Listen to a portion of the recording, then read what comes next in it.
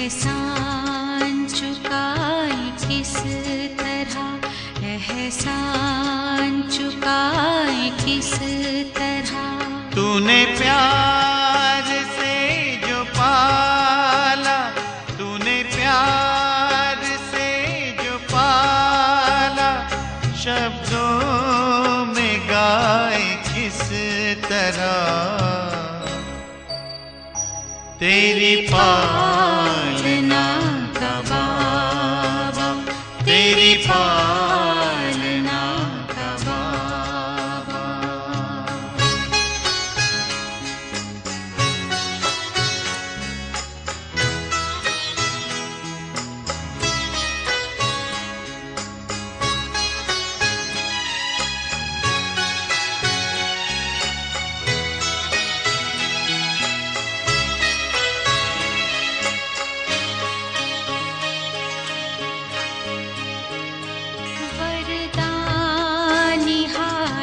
तेरा सदा sir pay अपने पाया, ममता भरी नजर से निर्मल हमें बनाया।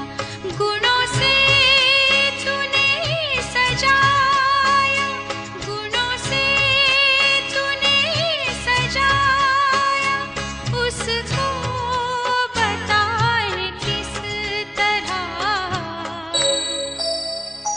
तेरी पालना का बाबा, तेरी पालना का बाबा।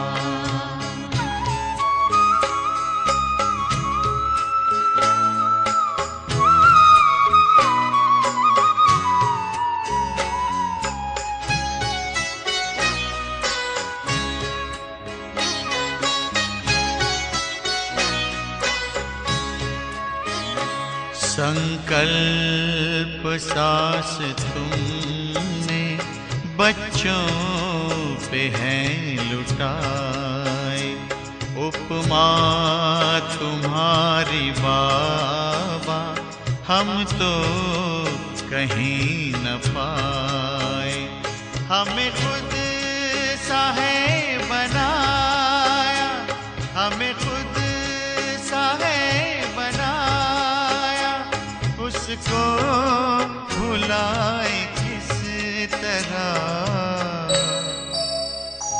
तेरी पालना का बाबा, तेरी पालना का बाबा।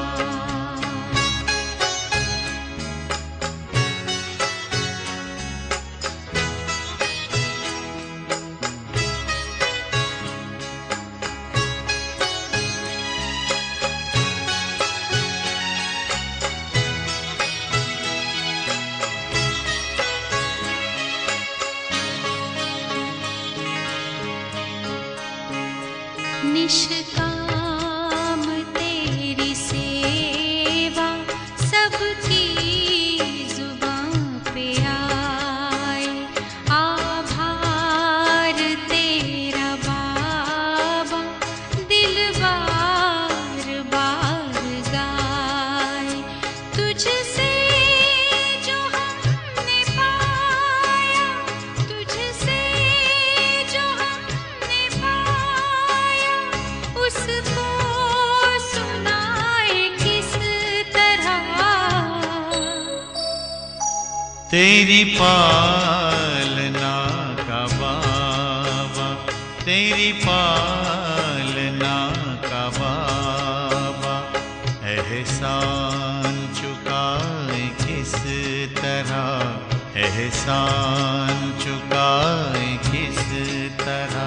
तूने प्यार से जो पाला, तूने प्यार से जो पाला, शब्दों में गाए किस तरह।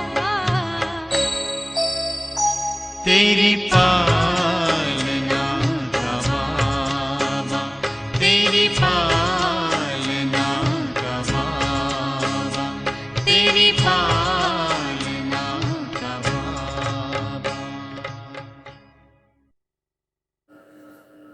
ओम शान्ति, ओम शान्ति, ओम शान्ति। आज 30 वैशाख 2078 बिहिबार बाबाको साकार मुरली। मुरलीको मुख्य सारमा, मीठी बच्चे तिमी ब्रह्मा मुख वंशावली ब्राह्मण हौ। तिमी ब्रह्मा मुख वंशावली ब्राह्मण हौ। तिमीलाई बाबाद्वारा ज्ञानको तेस्रो नेत्र मिलेको छ। तिमीलाई बाबाद्वारा ज्ञानको तेस्रो नेत्र मिलेको छ। अहिले तिमी ईश्वरीय गोदमा छौ। तिमी अहिले ईश्वरीय गोदमा छौ। बाबाले भन्नुभयो हामीलाई विशेष हैन खुसीको कुरा बाबाले याद दिलाउनु भयो कि बच्चे तिमी ब्रह्मा हैन मुख वंशावली ब्राह्मण हौ। हैन बाबाद्वारा यति बेला हामीलाई के प्राप्त भएको छ? ज्ञानको तेस्रो नेत्र प्राप्त भएको छ। हामी ईश्वरीय गोदमा छौँ। हैन भगवानको गोदीमा हामी बसेका छौँ। हैन भगवान शिव बाबाले हैन ब्रह्माको द्वारा हामीलाई ज्ञान दिइरहनु भएको छ। त्यो ज्ञान सुनिरहेका छौँ। यो पालनामा हामी पलिरहेका छौँ। यो हाम्रो लागि खुसीको कुरा हो। हामी हमेशा यो स्मृतिमा रहनुपर्छ कि हामी को हौँ? ब्रह्मा मुख वंशावली ब्राह्मण हौँ। अब यो स्मृति हुने बित्तिकै ब्राह्मणको कर्तव्य के हो, ब्राह्मणको कर्म के हो, हैन अवस्था आचरण के हो, यी सबै कुरा हामीले याद गर्दै त्यो अवस्था आफ्नो बनाउने हो। ब्राह्मण माना ही पवित्र, यो त हामीलाई थाहा छ नि। प्रश्नमा अद्वैत राज्य जहाँ अर्को कुनै धर्म हुँदैन, अद्वैत राज्य जहाँ द्वैत छैन, अर्को कुनै धर्म हुँदैन, त्यस राज्यको स्थापनाको आधार के हो? जो सतयुग जहाँ अर्को धर्म छैन, अद्वैत राज्य छ, हैन त्यसको आधार के हो त? स्थापनाको आधार के हो? उत्तरमा योग बल। अहिले यति बेला यो ज्ञानको बल, यो योगको बल, परमपिता परमात्माबाट प्राप्त शक्तिको बल, जसले अब के आउँदैछ? अद्वैत राज्य आउँदैछ नि, सतयुग आउँदैछ नि। त्यसकारण बाबाले हामीलाई बुझाउनको लागि यो प्रश्न उत्तरको रूपमा भन्दै हुनुहुन्छ त अर्को जहाँ कुनै धर्म हुँदैन, त्यो अद्वैत राज्यको स्थापनाको आधार भनेको योग बल हो। बाहुबलद्वारा कहिल्यै पनि अद्वैत राज्यको स्थापना हुन सक्दैन। हुन त क्रिस्चियनसँग यति धेरै शक्ति छ, यदि आपसमा मिल्यो भने सारा विश्वमा राज्य गर्न सक्छन्। तर त्यही एउटै धर्मका व्यक्तिहरू, अलग अलग देशका व्यक्तिहरू आपसमा लड्छन्। त्यो बाहुबल, त्यो बलमा त्यो शक्ति, त्यो ताकत छैन राज्य ल्याउनुको, राज्य गर्नुको। यो नियम नै छैन। विश्वमा एक राज्यको स्थापना गर्ने बाबाको नै काम हो। भगवान शिव बाबाले नै यति बेला योग बलको द्वारा एक राज्यको स्थापना गर्दै हुनुहुन्छ। हैन यो कुरा अहिले हामीले बुझ्यौँ नि। त्यसकारण हामी एक एकले बाबासँग योग लगाएर आफूमा त्यो ताकत भरेर शक्ति भएर हामी पनि त्यो अद्वैत राज्यमा त्यो राज्य लिनुको, त्यहाँको आनन्द लिनको, त्यहाँको होइन सुख भोग्नुको हामी पनि अधिकारी बन्न जाँदैछौँ नि। त्यस कारण योग बल हामीले आफूमा भर्दैछौँ यति बेला। योग बलको द्वारा नै अब त्यो सत्य राज्यको स्थापना हुँदैछ। बाहुबलले हुँदैन, यो नियम छैन भन्नुभयो बाबाले। गीत छ छोड विदे आकाश सिंहासन, इस धरती पर आजारे। ओम शान्ति। बच्चाहरूलाई ओम शान्तिको अर्थ त धेरै पटक सम्झाइएको छ। ओम अर्थात् म को हुँ? म आत्मा, यो शरीर हाम्रो अङ्ग हो। होइन अस्ति पनि बिहिबारको दिनमा बाबाले ओम शान्तिको त राम्रोसँग बताउनु भएको थियो नि अर्थ। आज पनि बाबाले ओम शान्तिको फेरि हामीलाई याद दिलाउनु भयो। त्यो मुरलीमा बाबाले भन्नुभएको थियो ओम शान्ति घरिघरि सम्झाउनु पर्छ यसको अर्थ भन्नुभएको थियो नि। त आज पनि बाबा भन्दै हुनुहुन्छ ओम अर्थात् म को हुँ? म आत्मा, यो शरीर हाम्रो अङ्ग हो। म आत्मा परमधामको निवासी हुँ। पुकार्छन् हे दूर देशका रहनेवाला आउनुहोस्, किनकि अहिले धेरै धर्मग्लानी दुःख छ। हजुर फेरि आएर गीताको उपदेश सुनाउनुहोस्। गीताको लागि नै भन्छन् शिव बाबा आउनुहोस्, किनकि उहाँ सबैका बाबा हुनुहुन्छ। भन्छन् माया रूपी रावणको छाया परेको छ, त्यसैले सबै दुखी पतित छौँ। पुकार्छन्, रूप फेरेर आउनुहोस्, अर्थात् मनुष्यको रूपमा आउनुहोस्। त्यसैले मनुष्य रूपमा आउँछु, हे भगवान् आऊ, यो धरतीमा आऊ, आकाश सिंहासन छोडिदेऊ। यो गीत त भक्तिमा भनेको हो नि। त्यसरी रूप फेरेर आउनुहोस्। भगवान्लाई दुःखको समयमा सबैले यसरी याद गरे भक्तिमा। बाबा भन्नुहुन्छ त्यसैले म मनुष्यको रूपमा आउँछु, किन बाबाको रूप त मनुष्यको रूप होइन नि। त मेरो आगमन दिव्य र अलौकिक हुन्छ। म गर्वमा आउँदिनँ, म आउँछु नै साधारण वृद्ध तनमा। तिमी बच्चाहरूलाई थाहा छ, म कल्प कल्प आफ्नो निराकारी रूप परिवर्तन गरेर आउँछु। ज्ञानका सागर त परमपिता परमात्मा नै हुनुहुन्छ। कृष्णलाई कहिल्यै पनि भनिँदैन। बाबा भन्नुहुन्छ म यस साधारण तनमा आएर तिमीलाई फेरि सहज राजयोग सिकाइरहेको छु। जब दुनियाँ पतित बन्छ तब मलाई आउनुपर्छ। कलियुगबाट सतयुग बनाउन म आउँछु। ब्रह्मा विष्णु शङ्करको चित्र पनि छ। ब्रह्माद्वारा स्थापना, शङ्करद्वारा विनाश, फेरि विष्णुद्वारा पालना। यो लक्ष्मी नारायण विष्णुको दुई रूप हो। यो त तिमी बच्चाहरूलाई थाहा छ। बाबा फेरि रूप परिवर्तन गरेर आउनुभएको छ। उहाँ हाम्रो सुप्रिम बाबा पनि हुनुहुन्छ, सुप्रिम टिचर पनि हुनुहुन्छ, किन अहिले पढाइरहनु भएको छ नि। सुप्रिम गुरु पनि हुनुहुन्छ। गुरुहरूलाई सुप्रिम भनिँदैन। उहाँ त बाप, टिचर, गुरु तिनै हुनुहुन्छ। लौकिक पिताले त बच्चाहरूको पालना गरेर फेरि उनलाई विद्यालयमा पठाइदिन्छन्। कुनै बिरलै पिता टिचर पनि होलान्। कोही कोहीको पिता स्कुलमा पढाउने टिचर हुन्छ नि, त्यही स्कुलमा आफ्नो बच्चा बच्ची पढेको हुन्छ नि। तर बाबा, टिचर, गुरु तिनवटा त कसैको पनि एउटै हुन सक्दैन। तर यसरी कसैले भन्न सक्दैन। सबै आत्माहरूले मलाई पुकारा गर्छन्, हे भगवान् तिमी गुरु बनियो, माता बनियो, पिता बनियो, सखा बनियो, टिचर बनियो। सर्व सम्बन्ध त एक भगवान्सँग नै जोड्न सकिन्छ नि, अरू व्यक्तिसँग त होइन। कोही मनुष्यले पनि यो भन्न सक्दैन कि तिम्रो म बाबा पनि हो, टिचर पनि हो, गुरु पनि हो। बाबाले यो कुरा हामीलाई बुझाउँदै हुनुहुन्छ। यो गीत पनि भक्ति मार्गको हो। सतयुगमा त माया नै हुँदैन, जसकारण पुकार्न परोस्। त्यहाँ त सुख नै सुख छ। तिमीले जानेका छौ यो 5000 वर्षको चक्र हो। आधा कल्प सतयुग र त्रेता दिन, आधा कल्प द्वापर कलियुग रात। तिमी ब्रह्मा मुख वंशावली ब्राह्मण हो। ब्रह्माको अथवा तिमी ब्राह्मणहरूको नै रात दिन गायन गरिन्छ। दिन र रातको ज्ञान पनि तिमी बच्चाहरूलाई छ। लक्ष्मी नारायणलाई यो ज्ञान हुँदैन। तिमी अहिले सङ्गममा छौ, जानेका छौ। अब भक्ति मार्ग पुरा भएर फेरि दिन उदय हुन्छ, सतयुगी दिन आउँछ। यो ज्ञान अहिले तिमीलाई बाबाद्वारा मिलेको छ। कलियुगमा वा सतयुगमा यो ज्ञान कसैलाई हुँदैन। त्यसैले गायन गरिन्छ ब्रह्माको दिन, ब्रह्माको रात। तिमी अहिले सूर्यवंशी चन्द्रवंशी राज्य पाउने पुरुषार्थ गरिरहेका छौ। फेरि आधा कल्पपछि तिमीले यो राज्य गुमाउँछौ। यो ज्ञान तिमी ब्राह्मणहरू बाहेक अरू कसैलाई मिल्दैन। तिमी देवता बन्छौ, फेरि यो ज्ञान रहँदैन। अहिले छ रात्रि, शिवरात्रि पनि मनाउँछन्। कृष्णको पनि रात्रि भन्छन्, तर त्यसको अर्थै बुझ्दैनन्। शिवको जयन्ती अर्थात् शिवको अवतरण हुन्छ। यस्तो बाबाको दिवस कमसे कम त 1 महिना मनाउनु पर्छ। तर 1 महिना छुट्टी हुन्छ त हुँदैन। जसले सारा सृष्टिलाई पतितबाट पावन बनाउनुहुन्छ, उहाँको नाममा बिदा पनि दिँदैन भगवान्ले, होइन। कस्तो कुरामा बिदा दिनुपर्ने, कस्तो कुरामा नदिनुपर्ने, आज मनुष्यको दिलले जे कुरालाई महत्त्व दिएको छ त्यसमा छुट्टी दिन्छन्। त बाबा भन्नुहुन्छ उहाँको नाममा बिदा पनि दिँदैनन्। बाबा भन्नुहुन्छ म सबैको मुक्तिदाता, गाइड बनेर सबैलाई लैजान्छु। अहिले तिमी पुरुषार्थ गर्छौ, राजयोग सिक्ने। बाबाले तिमीलाई ज्ञानको तेस्रो नेत्र दिइरहनु भएको छ। आत्माको रूप के हो यो पनि कसैलाई थाहा छैन। बाबा भन्नुहुन्छ तिमी आत्माहरू न बुढी औला जस्ता छौ, न अखण्ड ज्योति जस्ता छौ। तिमी त तारा हौ, बिन्दु जस्तो। म पनि आत्मा बिन्दु हुँ, तर म पुनर्जन्ममा आउँदिनँ।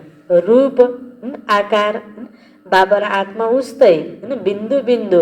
तर कर्तव्यमा फरक हैन। बाबा जन्म मरणको चक्रमा आउनुहुन्न, हामी आउँछौँ। मेरो महिमा नै अलग छ, म सुप्रिम हुनाले जन्म मरणको चक्रमा आउँदिनँ। तिमी आत्माहरू शरीरमा आउँछौ, त्यसले 84 जन्म लिन्छौ। म यस शरीरमा प्रवेश गर्छु, यो भाडामा लिएको शरीर हो, ब्रह्म बाबाको शरीरमा हैन। शिव बाबा ज्ञान दिनको लागि, सेवा गर्नको लागि मात्र आउनुभयो। त्यसको भाडा ब्रह्म बाबाले जति पुरुषार्थ गर्नुभयो त्यसमा थप नम्बर शिव बाबाद्वारा एक्स्ट्रा प्राप्त हुन्छ। बाबा भन्नुहुन्छ यो त भाडामा लोनमा लिएको शरीर हो। बाबा सम्झाउनुहुन्छ तिमी पनि आत्मा हो, तर तिमीहरूले आफूलाई महसुस गर्दैनौ। हामी आत्मा हौँ। आत्माले नै बाबालाई याद गर्छ, दुःखमा सदैव याद गर्छन्। हे भगवान, हे रहम दिल बाबा रहम गर्नुहोस्, रहम माग्छन्। किनकि उहाँ बाबा नै ज्ञानका सागर, सुखका सागर, पवित्रताका सागर हुनुहुन्छ, रहम दिल हुनुहुन्छ। ज्ञानमा पनि फुल हुनुहुन्छ, ज्ञानको सागर हुनुहुन्छ। मनुष्यलाई यो महिमा गर्न सकिँदैन। सारा दुनियाँलाई सुखी बनाउनु यो बाबाको नै काम हो। आज बाबा सबै गुणको सागर, त्यसको लागि बाबासँग हामीले जति शक्ति लिए पनि बाबामा शक्तिको कमी हुँदैन। सर्वशक्तिवान बाबा सधैँ सर्वशक्तिवान।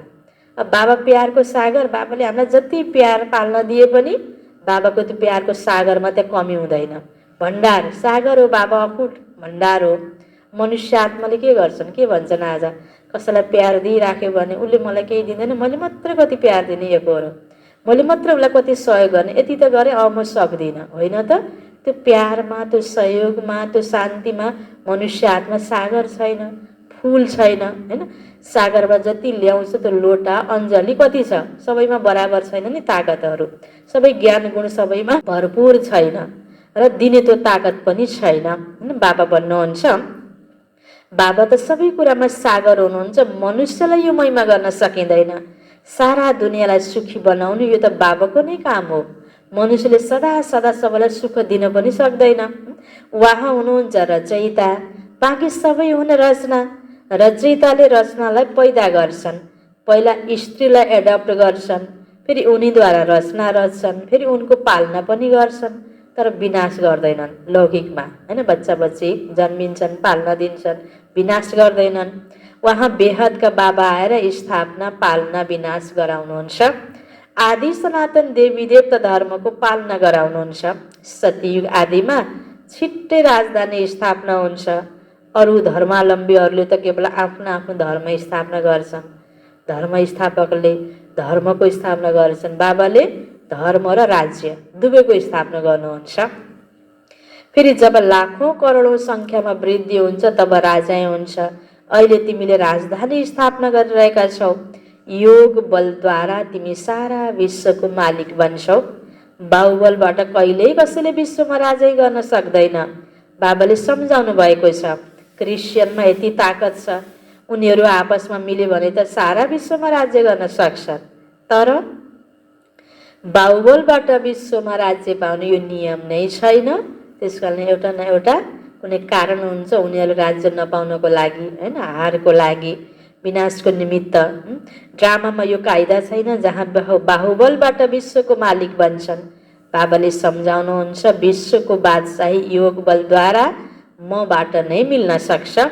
त्यहाँ कुनै विभाजन हुँदैन। धरती आकाश सबै तिम्रो हुन्छ। यहाँ त के छ, धरतीमा कति टुक्रा टुक्रा विभाजन, यो तेरो, यो मेरो, देश देशको, व्यक्ति व्यक्तिको विभाजन छ नि। अनि माथि आकाशमा पनि अब यो प्लेन चलाउनको लागि पनि एउटा देशले अर्को देशलाई अनुमति लिनुपर्छ नि, आकाशको पनि विभाजन छ। तिमीलाई कसैले हस्तक्षेप गर्न सक्दैन। त्यसलाई भनिन्छ अद्वैत राज्य। यहाँ छन् अनेक राज्य। बाबा सम्झाउनुहुन्छ 5000 वर्षपछि तिमी बच्चाहरूलाई यो राजयोग सिकाउँछु।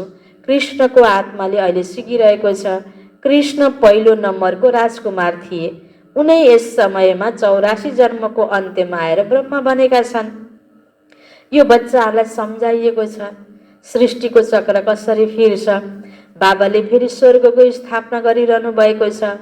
अनेक धर्मको विनाश हुन्छ अवश्य, एक धर्मको स्थापना हुन्छ। विश्व 100% सम्पन्न धर्म श्रेष्ठ थियो। देवताहरूको कर्म पनि श्रेष्ठ थियो। उनीहरूको नै महिमा गाइएको छ। सर्वगुण सम्पन्न, स्वरै कलाले सम्पन्न, होइन, सम्पूर्ण निर्विकारी, यो देवी देवताको महिमा हो नि। भगवान शिव बाबाको महिमा अलग छ, देवी देवताको महिमा अलग छ, यो पनि हामीले बुझेका छौँ। पहिला सुरुमा पवित्र थिए देवात्माहरू, अहिले पतित बनेका छन्। फेरि बाबा आएर स्त्री पुरुष दुवैलाई पवित्र बनाउनुहुन्छ। रक्षाबन्धनको उत्सव यति धेरै किन मनाइन्छ, होइन, यसको के महत्त्व छ त? यो कसैलाई थाहा छैन नि। बाबाले नै आएर प्रतिज्ञा गराउनु भएको थियो, अन्तिम जन्ममा तिमी दुवै पवित्र रहने गर। यो पवित्रताको बन्धनको यादगार हो रक्षाबन्धन। सन्यासीहरूको त धर्म नै अलग हो। ज्ञान, भक्ति र वैराग्य यो तिम्रो लागि हो। तिमीले देखेका छौ होला, पादरीहरू हिँड्दा आँखा एकतर्फ हुन्छन्, अन्त कहीँ हेर्दैनन्, नन्स हुन्छन् नि। अब उनीहरूले त क्राइस्टलाई याद गर्छन्, भन्छन् क्राइस्ट परमेश्वरका बच्चा थिए। तिम्रो कुनै सेतो कपडा आदिसँग सम्बन्ध छैन, तिमी त आत्मा हो। यो सेतो हाम्रो ड्रेस हो, होइन, कपडासँग सम्बन्ध छैन। आत्मालाई सेतो बनाउनु छ। नन बट वान, एकलाई नै याद गर्नु छ, एक शिव बाबालाई याद गर्नु छ। सच्चा नन्स त तिमी हौ। तिमीलाई वर्षा उहाँबाट, उहाँ बाबाद्वारा मिल्नु छ। उहाँलाई याद गर अनि मात्र विकर्म विनाश हुन्छ। त्यसैले बाबाको आदेश छ, म एकलाई याद गर। आत्मा निश्चय नहुनाले नन्सहरूले फेरि क्राइस्टलाई याद गर्छन्। क्राइस्टभन्दा पनि ठुलो त परमपिता परमात्मा गड फादर हुनुहुन्छ, उनीहरूले क्राइस्टलाई याद गर्छन्। परमेश्वर को हुनुहुन्छ यो बिचारा जानेकै छैनन्। हिन्दूहरू जो पहिला सुरुमा आउँछन् उनीहरूले पनि जानेका छैनन्। लक्ष्मी नारायणलाई यो सृष्टिको ज्ञान कहाँ हुन्छ र? न, उनीहरू त्रिकालदर्शी हुन्छन्। त्रिकालदर्शी तिमी ब्राह्मणहरू भन्छौ। यति बेला ब्रह्मा बाबाको द्वारा बाबाले ज्ञान दिनुभएको छ, त्यस कारणले पुरा ज्ञान यति बेला हुन्छ। तिमीलाई कौडीबाट परिवर्तन गरेर बाबाले हिरा जस्तो बनाउनुहुन्छ। अब तिमी ईश्वरीय गोदमा छौ। तिम्रो यो अन्तिम जन्म धेरै अमूल्य छ। सारा दुनियाँको तिमीले रुहानी सेवा गर्छौ। बाँकी ती हुन् जिस्मानी समाजसेवी, तिमी हौ रुहानी। तिमीलाई सिकाउनेवाला सुप्रिम रुह हुनुहुन्छ। हरेक आत्मालाई भन बाबालाई याद गर्नुहोस्। बाबालाई नै पतित पावन भनेर गायन गरिन्छ। तिमीलाई झर्न 84 जन्म लाग्छ, फेरि चढ्न 1 सेकेन्ड लाग्छ। तिम्रो यस मृत्युलोकको अन्तिम जन्म हो। मृत्युलोक मुर्दाबाद, अमरलोक जिन्दाबाद हुनु छ। यसलाई अमर कथा भनिन्छ। अमर बाबा आएर तिमी अमर आत्माहरूलाई अमर युगमा लैजानको लागि अमर कथा सुनाउनुहुन्छ। बाबा भन्नुहुन्छ, ठिक छ, अरू कुरा बिर्सन्छौ भने केवल आफूलाई आत्मा निश्चय गर, म एक बाबालाई याद गर। यो पढाइमा यति छुट, यति सहज, होइन। बाबाले के भन्नुभयो, ज्ञानको पोइन्टहरू धेरै हामीलाई सम्झिन आउँदैन, गाह्रो लाग्छ भने यो ज्ञान सम्झिनुको पछाडि पनि कारण के हो? हाम्रो मन बुद्धि नेगेटिभमा नलागोस्, व्यर्थमा नलागोस्, एक भगवानको तर्फ लागोस्, राम्रो कर्मतर्फ लागोस् भनेर हो नि। बस आफूलाई आत्मा निश्चय गर्न सक्छौँ, आत्मिक दृष्टि छ, भगवानको याद छ भने चलो अरू पोइन्ट भुले पनि केही छैन। यहाँ कोही पोइन्टलाई रटिरटाइ गरेर आज मुरलीको सारमा के थियो, हिजोको मुरलीमा के थियो, त्यो 2-4 पोइन्ट भन्न जानेर, होइन, सकेर घोकेर त्यो प्रश्न उत्तर स्कुल कलेजमा दिए जस्तो पोइन्ट लेखेर पास हुने यो पढाइ होइन नि। यहाँ त स्थिति बनाएर पास हुने हो। त्यस कारण ज्ञान कण्ठ भयो तर त्यो स्थिति छैन भने पनि कोही कामको छैन। त्यही भएर त कतिपय मुरलीमा बाबाले भन्नुहुन्छ नि, कति राम्रो ज्ञान सुनाउँछन्, भाषण गर्छन्, तर योग छैन भने केही कामको भएन। योग बल छ, ताकत छ, समझ छ भने थोरै ज्ञानले पनि स्थिति कति राम्रो बनाउन सकिन्छ। त्यस कारण यहाँ भन्नुहुन्छ, चलो तिमीलाई अरू धेरै कुरा याद भएन, बिर्स्यो भने पनि बस आफूलाई आत्मा निश्चय गर, मलाई याद गर। बुद्धिको योग मसँग लगायो भने तिम्रो पाप भस्म हुन्छ र तिमी आत्मा पुण्य आत्मा बन्छौ। तिमी मनुष्यबाट देवता बन्छौ। यो नयाँ कुरा होइन। 5000 वर्षपछि बाबा आएर तिमीलाई वर्षा दिनुहुन्छ, रावणले फेरि श्राप दिन्छ। यो हो खेल, यहाँको नै कथा हो। यो कुरा बाबाले नै सम्झाउनुहुन्छ। कुनै पनि वेद शास्त्र आदिमा छैन। त्यसैले परमपिता परमात्मालाई नै ज्ञानका सागर, शान्तिका सागर, सुखका सागर भनिन्छ। तिमीलाई पनि आफू समान बनाउनुहुन्छ। त्यस कारणले हामी पनि यो बाबाले दिएको ज्ञानलाई अरूलाई सुनाउनको लागि चाहिँ फेरि यो ज्ञान बुझेर समझ भयो भने सुनाउन सक्छौँ। ज्ञानको सागर बन, बाबा भन्नुहुन्छ शान्तिको सागर बन, सुखको सागर बन, अरूलाई शान्तिको अनुभूति दिलाउन, सुख दिनमा, होइन? दिएर घट्ने चिज होइन नि यिनी, स्थूल चिज दिएर घट्छ भनिन्छ, देख्नमा त्यो परिमाणमा चाहिँ कम लाग्छ नि, तर त्यहाँ पनि दियो भने एउटा हातले दियो भने अर्को हातले आउँछ भन्ने अनुभूति सबैलाई छ। दान दियो भने बढ्छ तुरुन्त, त त्यहाँ होइन स्टकमा त केही कमी भयो नि, तर कहीँ न कहीँ फेरि त्यसको जोडजाम गर्ने फेरि कहीँ न कहीँ त्यस्तो प्रकारको विधि प्राप्त हुन्छ, फेरि बढाउन सकिन्छ त्यो पनि। अनि स्थूल चिज पनि रोप्यो भने त बढ्छ नि, त्यस्तै गरेर सही कार्यमा सदुपयोग गऱ्यो भने बढ्छ, त्यो फिलिङ छ भने यो त झन् स्थूल चिज होइन, सूक्ष्म धन हो, ज्ञानको धन, यो सुख शान्ति रूपी धन, यो सूक्ष्म धन त यो जति हामीले अरूलाई फिलिङ गराउँछौँ दिन्छौँ यो बढ्ने कुरा हो। त म जस्तो सागर छु, बाबा भन्नुहुन्छ तिमी पनि सागर बन। आफू जस्तै बाबाले हामीलाई बनाउँदै हुनुहुन्छ गुणमा, होइन, शक्तिमा। बाबा भन्नुहुन्छ तिमीलाई पनि आफू समान बनाउनु छ, तिमी पनि पूज्य थियो फेरि पुजारी बन्छौ, आफै पूज्य आफै पुजारी, यो भगवानको लागि होइन तिम्रो कुरा हो। तिमीले पहिला केवल एक भक्ति शिवको भक्ति गर्थ्यौ, अव्यभिचारी भक्ति गर्यौ, फेरि देवताहरूको भक्ति गर्न थाल्यौ, फेरि तल झर्दै आयो, अब फेरि तिमी देवी देवता बनिरहेका छौ। जसले थोरै पढ्छन् उनीहरू प्रजामा जान्छन्, जसले राम्रोसँग पढ्छन् पढाउँछन् उनी राजामा आउँछन्, प्रजा त धेरै बन्छन्। एक महाराजाका लाखौं करोडौं सङ्ख्यामा प्रजा हुन्छन्। तिमीले पुरुषार्थ गर्छौ कल्प पहिला जस्तै, पुरुषार्थबाट थाहा हुन्छ कि मालामा को आउनेवाला छन्। रुद्रमालामा, विजयको मालामा प्रजामा पनि कुनै गरिब कुनै धनवान बन्छन्। भक्ति मार्गमा ईश्वर अर्थ दान गर्छन्, के ईश्वरसँग छैन र? या त भन्छन् कृष्ण अर्पणम, जसको प्रति आफ्नो भावना छ उसको प्रति ईश्वर भनेर अर्पण गर्ने चलन छ नि, ईश्वरलाई नभएर दिएको होइन नि, त्यो के हो त? ईश्वरको नाममा लगाउनु दिनु भनेको बिउ रोप्नु जस्तै हो। तर वास्तवमा हुनुपर्ने हो ईश्वर अर्पणम, ईश्वर अर्थ दान गर्छन्, जे जति गर्छन् त्यसको फल अर्को जन्ममा मिल्छ, एक जन्मको लागि मिल्छ। अब बाबा भन्नुहुन्छ अन्तर के छ? भक्तिमा पनि होइन, बाबाले उदाहरण दिनुभयो नि, भावना छ, ईश्वर अर्पणम भने पनि कृष्ण अर्पणम भने पनि जे होइन जसको होइन एउटा भिजन लिएर जुन इष्टदेवको प्रति अर्पण गरे पनि अर्पण गरेको हुनाले अर्को जन्ममा एक जन्ममा प्राप्ति जरुर हुन्छ। तर यति बेला परमात्मा पिता डाइरेक्ट धरतीमा आएको बेलामा हामीले उहाँको नाममा अर्पण गऱ्यौँ भने बाबा के भन्दै हुनुहुन्छ? म आएको छु यति बेला तिमीलाई 21 जन्मको वर्षा दिन, प्राप्ति कतिको? एक जन्ममा हामीले अर्पण गरेपछि 21 जन्मको प्राप्ति। मेरो नाममा डाइरेक्ट जे गरे पनि 21 जन्मको लागि त्यसको प्राप्ति तिमीलाई हुन्छ। इनडाइरेक्ट गर्छौ भने नजानेको बेलामा नबुझेको ठाउँमा मार्फत गर्दाखेरि के भयो? एक जन्मको लागि अल्पकालको सुख मिल्छ, यहाँ डाइरेक्ट गर्दा 21 जन्मको फरक भयो नि। बाबा सम्झाउनुहुन्छ यो तिम्रो सबै माटोमा मिल्छ, त्यसैले यसलाई सफल गर। हिजोको मुरलीमा पनि बाबाले भन्नुभयो होइन, बुझ्यौँ भने पावन बन्दै गयौँ भने जति हाम्रो बुद्धि पवित्र बन्दै जान्छ भने राम्रो कुरा स्वीकार्न मन लाग्छ, गर्न मन लाग्छ। बुद्धि पवित्र छैन भने राम्रो कुरा स्वीकार हुँदैन, गर्न मन लाग्दैन। यो तन मन धनको सफल गर्ने कुरा पनि यस्तो नै हो।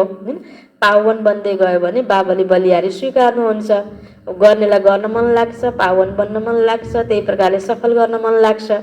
त बाबा भन्नुहुन्छ नै त तिम्रो यो सबै माटोमा मिल्छ, त्यसले लाभ सफल गर। तिमीले यो रुहानी हस्पिटल कम युनिभर्सिटी खोल्दै जाऊ, जहाँ सदा सबै निरोगी सदा सम्पन्न बन्छन्, यहाँ धेरै कमाइ हुन्छ। योगबाट स्वास्थ्य र चक्रलाई जानेपछि सम्पत्ति मिल्छ। त्यसैले घर घरमा यस्तो युनिभर्सिटी कम हस्पिटल खोल्दै जाऊ।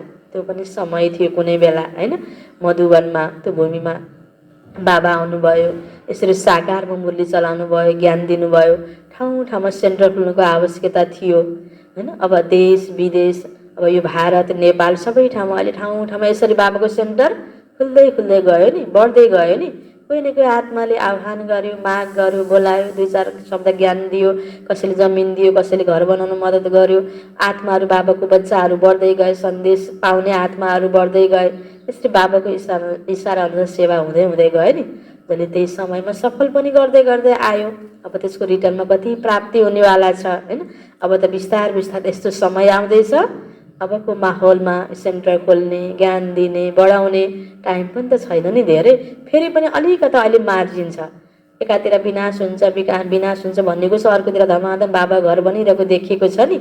केही समय मार्जिन छ जो बाबाको बच्चालाई सफल गर्नको लागि, नै त फेरि त्यो रहेको धन के हुनेवाला छ, माटोमा मिल्नेवाला छ। बाबा भन्नुहुन्छ, त्यही भएर बाबाले सम्झाउनुहुन्छ, बच्चे तिमीले बुझेपछि सबै आत्माको कल्याणको लागि यसरी सेन्टर खोल्दै जाऊ, सेवा गर्दै जाऊ। एउटा एउटा व्यक्तिले एउटा सेन्टर बनाउँदै त गइँदैन नि, त्यो एउटा सङ्गठन हुन्छ होइन, कोही निमित्त आत्मा हुन्छ जसको थ्रु यो कार्य भइरहेको छ, अनि सबैले त्यसमा सपोर्ट गर्छन्। गर्दै गर्दै बाबाको यज्ञ कसरी यो बढ्दै गएको छ, बाबाको बच्चा तयार हुँदै गएको छ, अनि यसको समय पुग्छ होइन। अब यो सबै तयार भइसक्छ सत्यको लागि, अनि त ओहो साँच्चै रहेछ बाबाले भनेको, अब मेरो लगाइदिनुहोस् लिनुहोस् भन्यो भने पनि त्यो लिन मिल्ने समय हुँदैन, टाइम हुँदैन, आवश्यकता हुँदैन। बाबा भन्नुहुन्छ, यो पहिलेबाट बाबाले भन्नुहुन्थ्यो साकार मुरलीमा, अब अहिले कति अन्तिम चरण आइसकेको छ। धनवान छ भने ठुलो खोल्दा हुन्छ, धेरै जहाँ आउन सकुन् बोर्डमा लेखिदेऊ, जसरी प्राकृतिक चिकित्सालयमा लेख्छन्। बाबाले सारा दुनियाँको नेचर बदलेर प्योर बनाइदिनुहुन्छ। यस समय सबै इम्प्योर छन्। सारा दुनियाँलाई सदा निरोगी, सदा सम्पन्न बनाउने बाबा हुनुहुन्छ। अहिले तिमीलाई जसले तिमी बच्चाहरूलाई पढाइरहनु भएको छ, तिमी हो अति प्रिय बच्चाहरू। अच्छा, मिठे मिठे सिकिलदे बच्चाहरूप्रति माता पिता बाप दादाको याद प्यार एवं गुड मर्निङ। रुहानी बाबाको रुहानी बच्चाहरूलाई नमस्ते, रुहानी बच्चाहरूको रुहानी बाबालाई गुड मर्निङ, नमस्ते नमस्ते। धारणाको लागि मुख्य सार।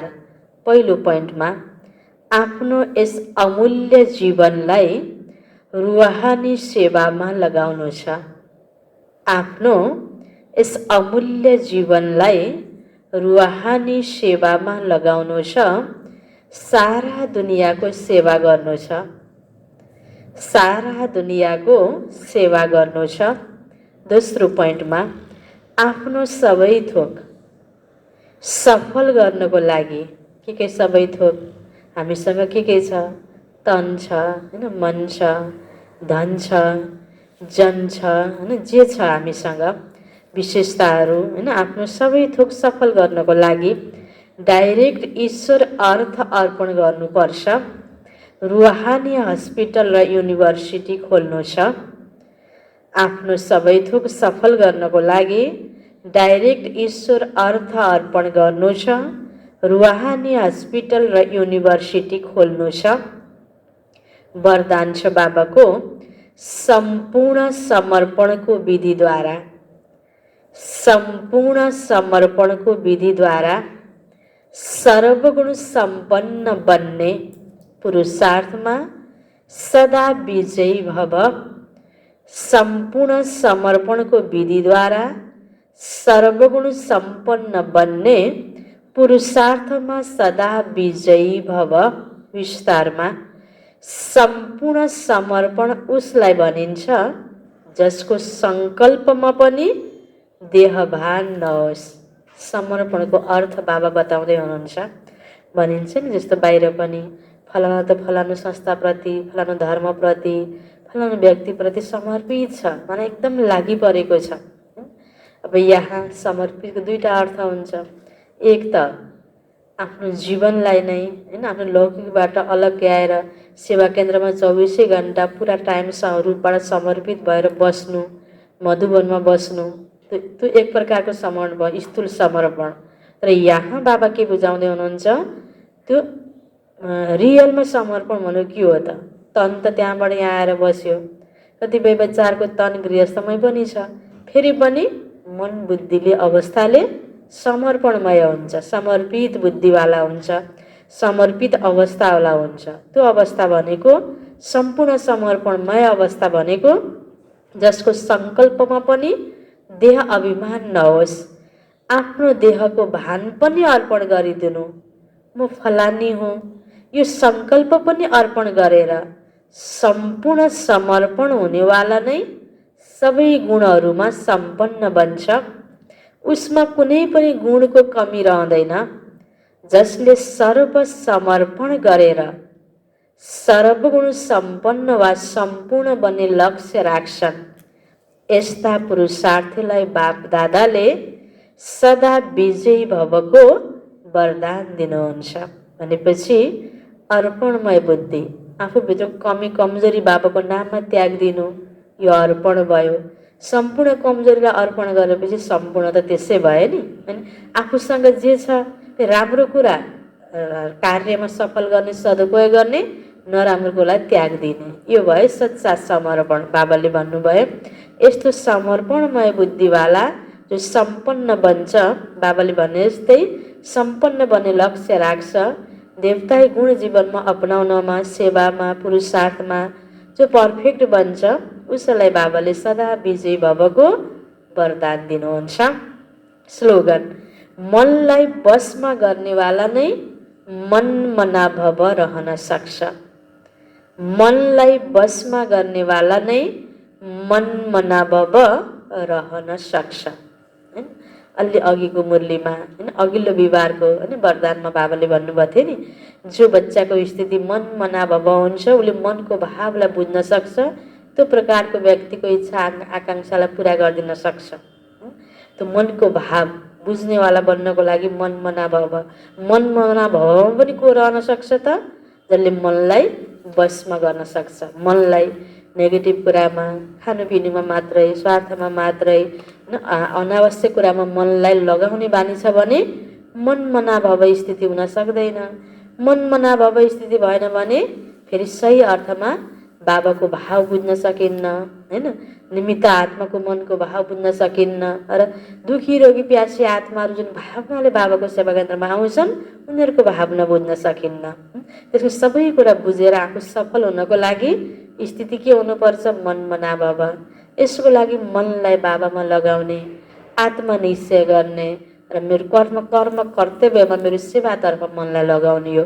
मनलाई जथाभावी लगाउने होइन, मनलाई बसमा गर्न सक्नुपर्छ, मनलाई सुमन बनाउनुपर्छ, अनि त मनमना भवको स्थिति हुन्छ। मुख्य सारमा बाबाले भन्नुभएको थियो, मिठे बच्चे तिमी ब्रह्मा मुख वंशावली ब्राह्मण हौ, तिमीलाई बाबाद्वारा ज्ञानको तेस्रो नेत्र मिलेको छ, तिमी अहिले ईश्वरीय गोदमा छौ। प्रश्न उत्तरमा थियो, अद्वैत राज्य जहाँ अर्को कुनै धर्म हुँदैन त्यस राज्यको स्थापनाको आधार के हो? योग बल। बाहुबलद्वारा कहिल्यै पनि अद्वैत राज्यको स्थापना हुन सक्दैन। हुन त क्रिस्चियनसँग यति धेरै शक्ति छ, यदि आपसमा मिल्यो भने सारा विश्वमा राज्य गर्न सक्छन्, तर यो नियम छैन। विश्वमा एक राज्यको स्थापना गर्ने बाबाको नै काम हो।